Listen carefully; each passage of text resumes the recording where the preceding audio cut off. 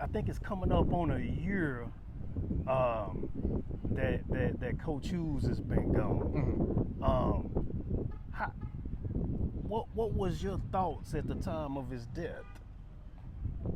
Well, let's just say this. I kind of already knew what the transaction he was going through.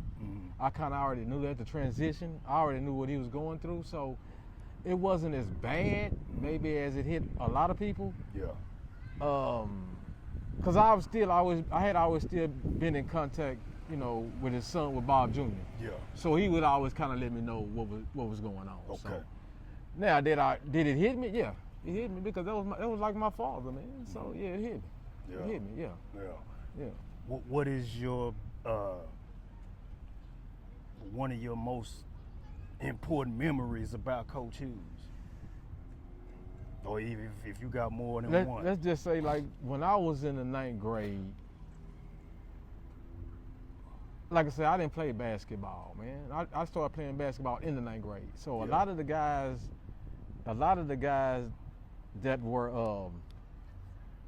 in that gym in the 9th grade, he already knew about those kids because he used to go watch them all the time.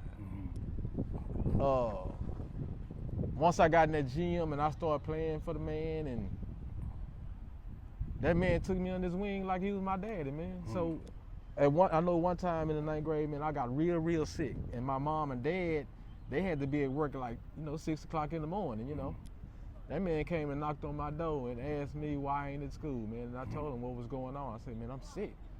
And that man took me to the hospital, man. And that was one of the most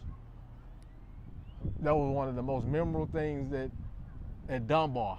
But basketball was, but for him to do what he did on that day, that got me, man.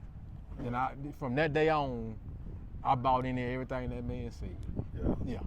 Because for him to do what he did, knowing he has his own family, he didn't have to come get me to do that. Yeah, that's true. Yeah. That's true. So, yeah. And like you say, you wasn't even playing basketball in the beginning. Exactly. Yeah. I didn't know that. Yeah, man.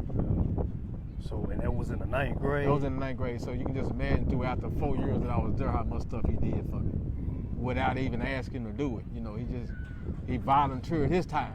Yeah. Like he did with every kid that probably came through the program.